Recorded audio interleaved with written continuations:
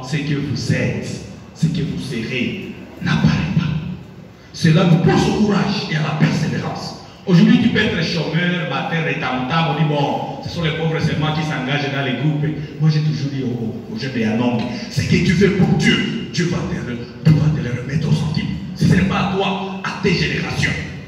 Parce que Dieu dit, celui qui me sert, je vais l'honorer. Que Dieu vous honore.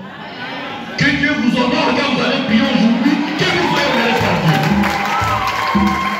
Parce que vous êtes ses enfants. Vous êtes ses enfants. Shalom. Alors, soyez courageux. Aujourd'hui, tu peux être un petit commerçant. Demain, tu seras peut-être un millionnaire. Donc, il faut le dire.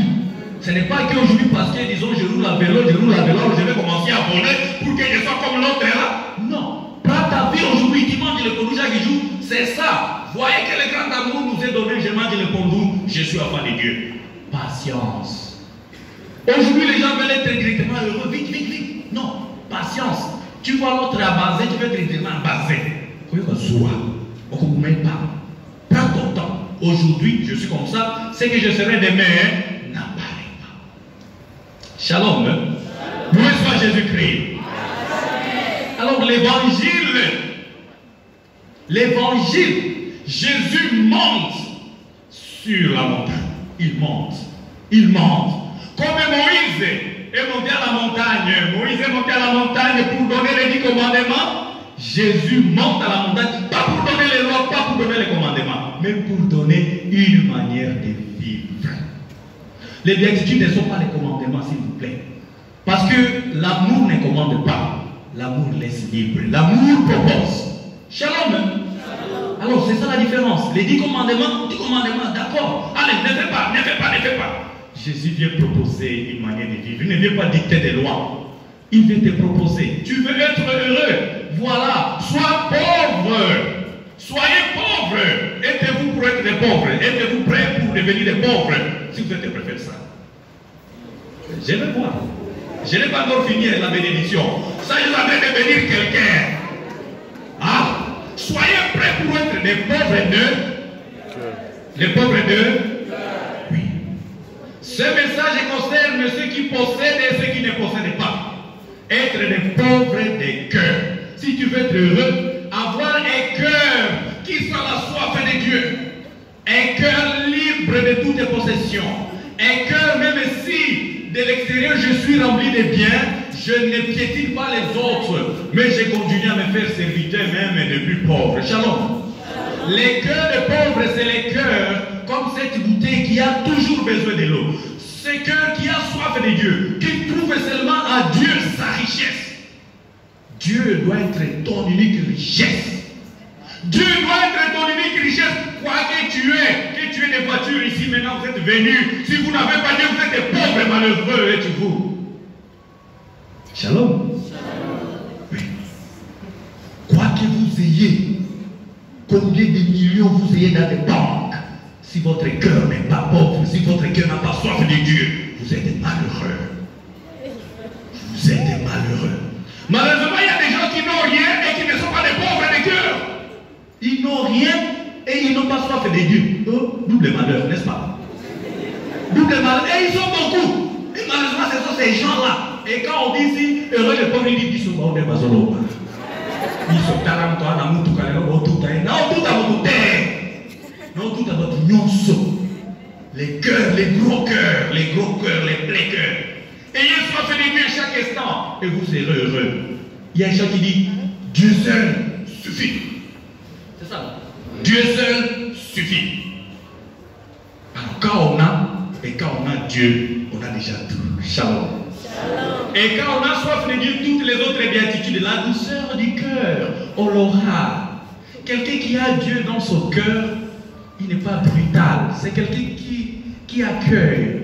C'est quelqu'un qui connaît écouter. C'est quelqu'un, même quand on l'a énervé parce qu'il a Dieu à lui, il parle tendrement. Il est doux. Il n'est pas rigide. Shalom. Quelqu'un qui a soif de Dieu, qui est quelqu'un pour qui Dieu est la richesse, il aime la justice. Il aime la justice. Tu ne vas pas devenir quelqu'un qui trie. Il y a des personnes, ils trient les gens selon son goût. Bon, toi tu as, disons que, aspect. Toi, tu as quelle voiture? Tu as quel niveau intellectuel? Non. Quelqu'un qui a Dieu, il est ouvert à tout le monde. Il ne bâtit pas ses relations sur base des provenances, des origines et des tribus. Il accueille tout le monde avec générosité. Il est miséricordieux. Il ne garde pas rancune. Et tous les autres. Alors les béatitudes, c'est le monde de vie que Jésus nous propose aujourd'hui.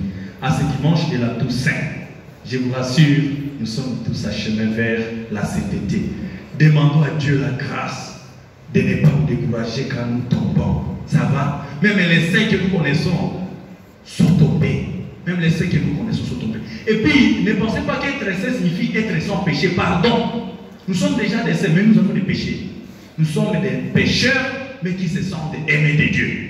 Alors quand je pêche, je dis Seigneur, prends pitié de moi. Et la marche continue. Vous venez à la confession, la marche continue. D'ailleurs, moi je dis souvent que nos faiblesses expriment parfois aussi l'harmonie en nous. Si tu es seulement bon, tu risqueras d'être aussi bon. Mais nos fragilités aussi manifestent une certaine harmonie. Moi, il y a des expériences que j'ai à faire, même dans ma formation, surtout quand j'étais au Kenya, des expériences de fragilité qui m'ont donné un cœur miséricordieux. Parce que jusqu'à ce que vous tombez quelque part, vous allez comprendre qu'il faut avoir un cœur miséricordieux à l'égard des autres. Shalom. Alors je demande que le Seigneur nous donne un cœur miséricordieux. Je finis avec une histoire. Vous allez choisir où vous êtes. Il y a deux amis qui s'aimaient, mais qui étaient séparés voilà, ils étaient des voisins. Alors, à un moment, ils ont eu des problèmes parce qu'ils commençaient à se comparer. Si l'autre, s'il a mangé la viande, l'autre a mangé les pondous, choc. Ils ne veulent plus se séparer. Si l'autre a eu ça, l'autre a eu ça, choc. Alors, un jour, ils ont eu un problème et l'un est parti chez un magicien. Il dit, mais pourquoi mon voisin est toujours béni? Pourquoi mon voisin est toujours béni? Moi, tu me donnes moins. Alors, il est parti chez Dieu. Dieu lui a dit, ce que tu demandes, je vais donner le double à ton voisin. Le pauvre, il est parti demander à Dieu, donne-moi, oui. Ce que tu demandes, je vais donner le double à ton voisin. Il a dit, non, mais si je demande 2 voitures, donc mon voisin riche là aura 4. Si je demande 2 vaches, il aura combien? 4. Si je demande 2 parcelles, il aura combien? 4. Non. Il est rentré à la maison, il dit, maman, qu'est-ce que je peux demander? Il me dit que ce qu'il va me donner, il va donner à mon voisin combien? 2 fois. Sa femme regarde ce qu'il lui a dit. Pas lui dire que s'il peut t'enlever l'air. Et parce que ce voisin-là, c'était un secrétaire. Il avait beaucoup d'argent. S'il peut t'enlever l'air. Alors, il est parti. En se disant que si on m'enlève l'air, les voisins vont faire quoi? Voilà, il est parti. Dieu, enlève-moi un nez. Et Dieu a dit, vraiment tu es sûr? Oui, je t'enlève un nez. Pourquoi? Si tu m'enlèves un nez, donc chez mon voisin, tu vas faire quoi? Tu vas lever 2. Et il sera qui? Aveugle. Il sera pauvre, moi je serai avec un œil, mais je vais, sinon je vais me débrouiller. Dieu lui a dit, ok, bien. Il lui a levé, il lui a arraché un œil. Mais il lui a dit, je ne peux pas faire du mal à ton voisin. Tu es trop jaloux. Toi, tu restes avec un œil. Et tout ce que tu as, je donne encore à ces riches. Faites attention. Le Seigneur soit avec vous.